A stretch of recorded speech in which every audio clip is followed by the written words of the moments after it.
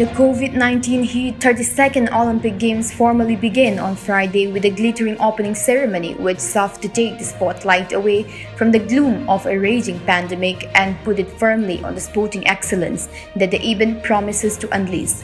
United by Emotion was the theme of the night, which opened with a countdown video dating back to the time when Tokyo won the bid to host the Games in 2013, before persevering through a year of postponement due to the pandemic. It was followed by a 20-second indigo and white fireworks to display the colors of the Tokyo 2020 emblem and shaped like a fan, which is an auspicious symbol in Japanese culture. Japanese Emperor Naruhito walked in the International Olympic Committee head Thomas Bach. The opening ceremony is being held at the Olympic Stadium, where the track and field events will be held, according to a report in the Indian Express. India has been sending a large contingent for the last three editions of the Summer Olympics.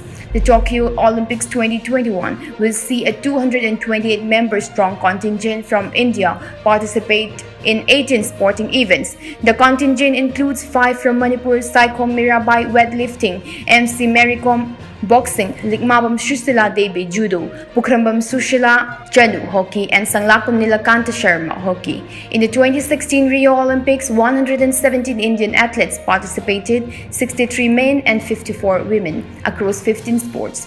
The Indian roster featured 3 Olympic medalists from London, including badminton star Saina Nehwal, freestyle wrestler and 4-time Olympian Yogeshwar Dutt, and rifle shooter Gagan Naram.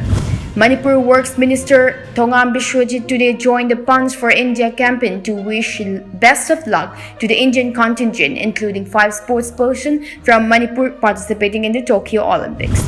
Manipur journalist Kishore Chandra Wangkemcha, who was detained under NSA over a Facebook post on cow dung cure for COVID, was released today following an order by Manipur High Court. The Manipur High Court on Friday directed the interim release to Manipur journalist Wangkemcha, who was detained under the National Security Act (NSA).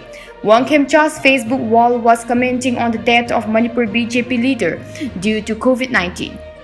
The Facebook post commented that cow dung, cow urine didn't work, while hearing a letter petition filed by the wife of Kishore Chandra. A bench of Chief Justice P.V. Sanjay Kumar and Justice K.H. Novin Singh of Manipur High Court had ordered the release of activist journalist Kishore Chandra by 5 p.m. today.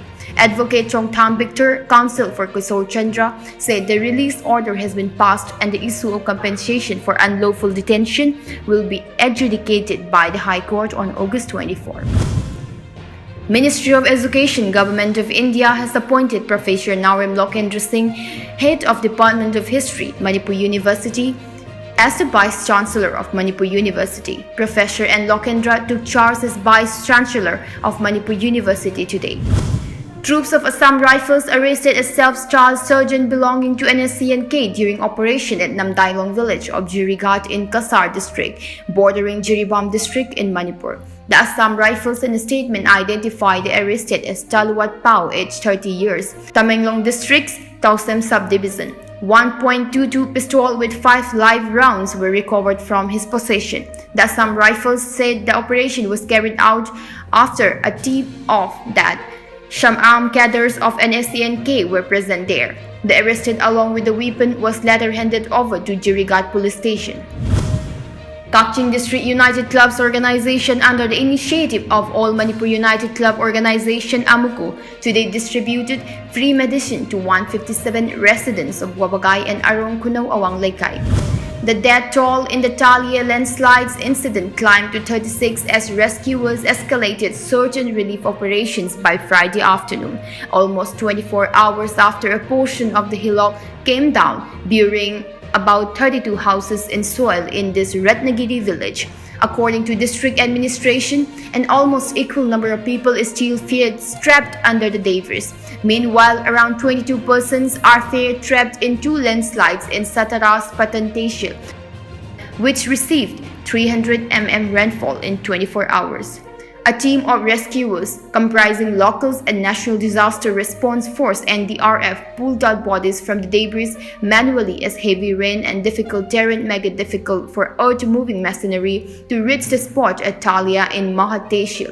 According to State Relief and Rehabilitation Minister Vijay Wadetiwar, villages were alerted and moved to safer locations to anticipate it of heavy rain, as the Indian Meteorological Department (IMD) issued a red alert.